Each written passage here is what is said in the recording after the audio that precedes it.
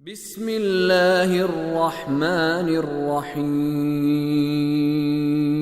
وجوہ یومئذ مسفرہ ضاحکۃ مستبشرہ، کچھ چہرے اس دن چمک رہے ہوں گے ہنستے ہوئے خوش۔ آیت نمبر 38 کے الفاظ کے معانی کی طرف توجہ فرمائیں۔ پہلا لفظ ہے وجوہن، یہ جمع ہے وجہن کی، اور وجہ کے بنیادی حروف واو، جیم اور ہا ہے۔ توجہ فرمائیں، وجہن کا معنی ہے چہرہ، جیسے انسان کا چہرہ ہوتا ہے، اور چونکہ انسان کا چہرہ سب سے پہلے جس طرف وہ رخ کرتا ہے تو دیکھنے والے کے سامنے آتا ہے، اسی اعتبار سے کسی بھی چیز کا وہ حصہ کہ جو سب سے پہلے سامنے آئے، اس حصے کو اس چیز کا وجہ کہا جاتا ہے، چہرہ کہا جاتا ہے۔ وجوہن جمع ہے وجہ کی، یعنی چہرے، کچھ چہرے۔ یومئذن اس دن، مسفرتن اس کے بنیادی حروف سین، فا اور را ہیں۔ سین، فا اور را کا جو اصل معنی ہے وہ ہے کسی چیز سے پردہ اٹھا دینا یا کسی چیز سے گرد و غبار کو صاف کر دینا۔ جب کسی چیز سے گرد و غبار صاف کر دیا جائے تو گویا وہ صاف ستھری ہو کر اپنے اصلی رنگ میں آ جاتی ہے، اس کا اصلی رنگ سامنے آ جاتا ہے، اور اسی مناسبت سے چمکنے کے معنی میں بھی اس لفظ کو استعمال کیا جاتا ہے، روشن ہو جانا، چمکنا۔ مسفرتن یعنی چمکتے ہوئے، سرسبز و شاداب۔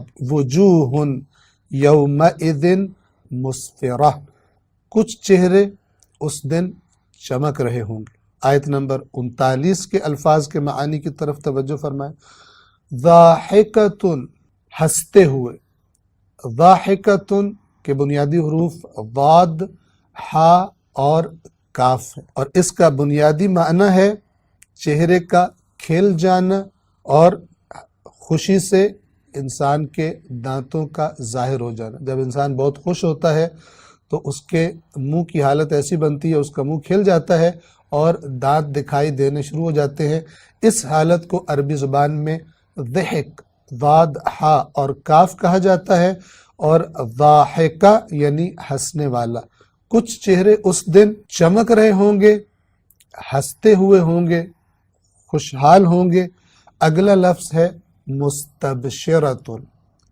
مستبشرہ کے بنیادی حروف با، شین اور را ہیں، جس سے لفظ بشر بھی ہے جو انسان کے لیے استعمال کیا جاتا ہے۔ اس کے با، شین اور را کے بنیادی معنی کی طرف توجہ فرمائیں۔ با، شین اور را سے ایک لفظ بنتا ہے بشرتن۔ بشرتن یا بشرہ کہا جاتا ہے انسان کی جو بدن کی جلد ہے، اس کے اوپر والے حصے کو جو ہمیں دکھائی دیتا ہے۔ اس جلد کے نیچے والا حصہ کہ جو انسان کے اندرونی گوشت اور رگوں کی سائٹ پر ہوتا ہے، اس جلد کے حصے کو، باطنی حصے کو، اندرونی حصے کو عربی زبان میں ادمتن کہا جاتا ہے۔ حمزہ، دال، میم اور گول والی تا۔ ادمتن جلد ہے، لیکن جلد کا اندر والا حصہ جو ہمیں دکھائی نہیں دیتا، اور بشرتن جلد کا اوپر والا حصہ جو ہمیں دکھائی دیتا ہے۔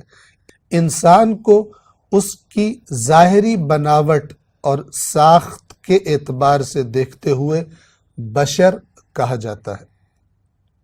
توجہ فرمائیں، بشرتن کا معنی ہم نے بیان کر دیا، جلد۔ جب انسان خوش ہوتا ہے تو اس کے چہرے کی جلد کھل جاتی ہے، شاداب ہو جاتی ہے۔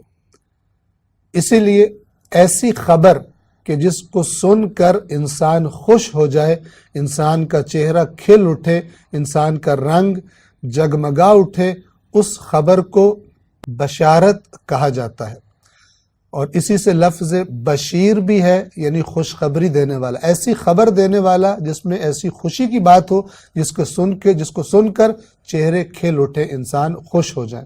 رسول اللہ کو قرآن نے فرمایا انا ارسلناک بالحق بشیرا ونذیرا، کہ یقیناً ہم نے آپ کو حق دے کر بھیجا ہے، برحق بھیجا ہے، اور کیا بنا کر بھیجا ہے؟ بشیراً ونذیراً، خوشخبری دینے والا اور خبردار کرنے والا، ڈرانے والا۔ تو اب مستبشرہ، ایسے چہرے، ضاحکتن، جو ہنس رہے ہوں گے، ہنستے ہوئے ہوں گے، مستبشرتن، خوشی سے کھلے ہوئے ہوں گے جب ان کو ان کے اعمال نامے ان کے دائیں ہاتھ میں دیے جائیں گے، اور ان کو پتہ چل جائے گا کہ اللہ تبارک و تعالیٰ کی اطاعت کے نتیجے میں اور دنیا کی مشکلات اور مصیبتوں پر صبر کے نتیجے میں ان کو ہمیشہ ہمیشہ کی کامیابی کی خوشخبری سنا دی گئی ہے، تو وہ چہرے کھل جائیں گے، جیسا کہ قرآن مجید فرماتا ہے ایک اور جگہ پر سورہ مطففین میں فرمایا